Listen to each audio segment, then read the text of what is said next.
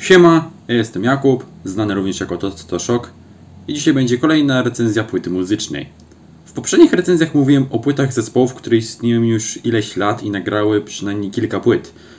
Dlatego też dzisiaj pomówimy sobie o debiucie, a dokładniej o debiutanckiej płycie zespołu The Halo Effect, Days of the Lost. Zapraszam.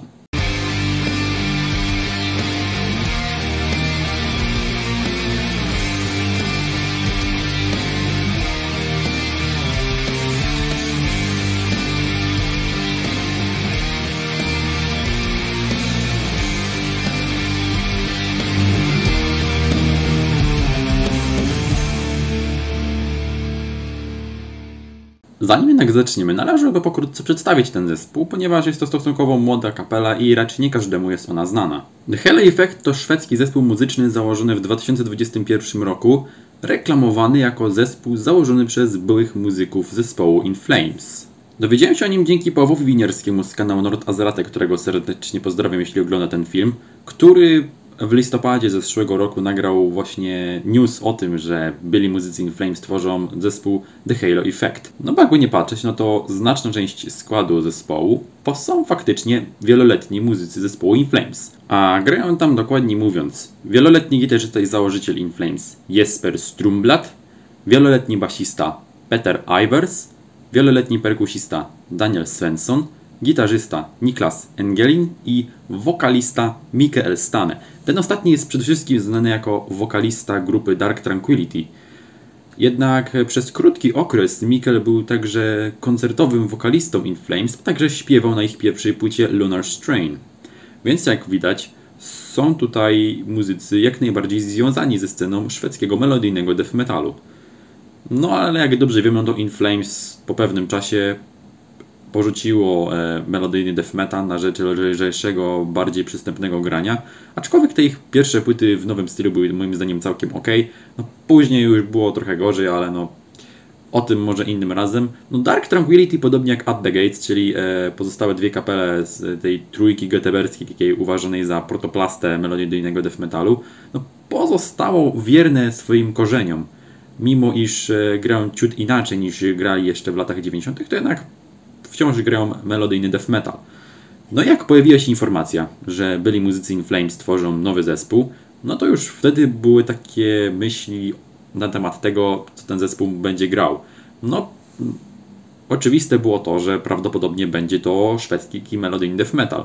No i pojawił się pierwszy singiel zatytułowany Shadow Minds, który nie ukrywam, że no mnie trochę zawiódł. No i też były różne oczekiwania co do tego, co będzie ten zespół grał. Niektórzy oczekiwali starego In Flames, inni takiego trochę nowszego In Flames. Więc ostatecznie zostaliśmy coś bardziej w stylu nowszych dokonań Dark Tranquillity. Wiecie, typu Atoma, Moment. Ogólnie mówiąc, płyty Dark Tranquillity nagrane we współpracy z Jensem Bogrenem. Ale już drugi singiel, czyli Feel What I Believe, już moim zdaniem był całkiem. Potem czekałem, aż wyjdzie pełna płyta, która została zapowiedziana na 12 sierpnia i tak oto w ten piątek ukazał się właśnie debiut The Halo Effect zatytułowany Days of the Lost. No jak wspomniałem, jest to album, który brzmi bardziej jak nowsze Dark Tranquillity, niżeli jak stare, tudzież środkowe In Flames. No i pojawia się na tej płycie tak naprawdę wszystko, co się pojawiało na ostatnich płytach Dark Tranquillity. I przyznam, że ten album jest ku mojemu zaskoczeniu lepszy niż się spodziewałem. Co prawda wciąż uważam, że numer Shadow Minds to jest zdecydowanie jeden z najsłabszych numerów na płycie, aczkolwiek późniejsze single moim zdaniem były naprawdę dobre. Zwłaszcza jeśli chodzi o tytułowy Days of the Lost. Moim zdaniem naprawdę mega dobry kawałek. Energiczny, ale też odpowiednio melodyjny, naprawdę sztos kawałek.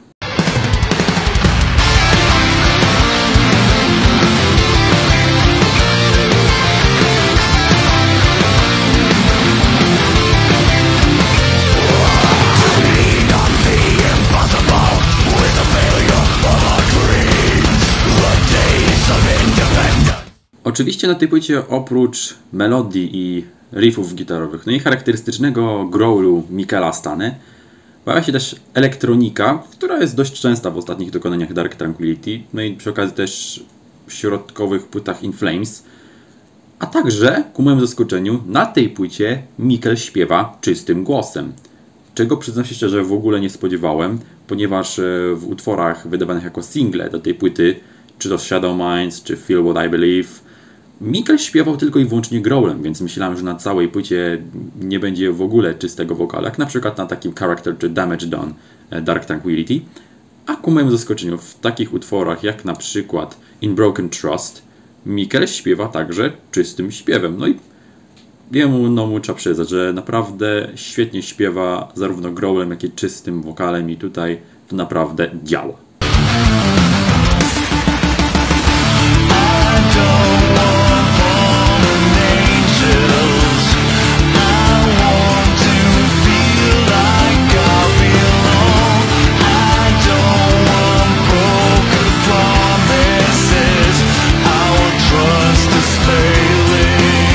Utwory są wyjątkowo energiczne, mocne i agresywne i moim zdaniem brzmią w większości naprawdę, naprawdę dobrze.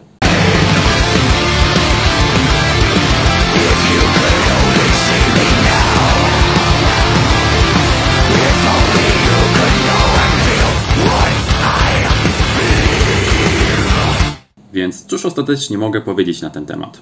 Days of the Lost nie jest w żadnym wypadku ani jakimś super mega przełomowym albumem, ani też płytą, która byłaby mianowana jako najlepszy debiut roku, czy coś w tym rodzaju. Nie, ale moim zdaniem jest to na tyle udane wydawnictwo, że myślę, że mimo wszystko warto sprawdzić, bo moim zdaniem to jest dobry, momentami wręcz bardzo dobry album i płyta godna polecenia, więc jeśli lubicie melodefowe granie pokroju na przykład Dark Tranquillity czy At the Gates, to polecam ten album jak najbardziej. No i to ode mnie na dzisiaj na tyle. Mam nadzieję, że recenzja Wam się spodobała. Jeśli tak, to zostawcie łapkę w górę, subskrypcję, napiszcie jakiś komentarz. I co? I tyle. Widzimy się kolejnym razem. Trzymajcie się i do następnego razu. Cześć!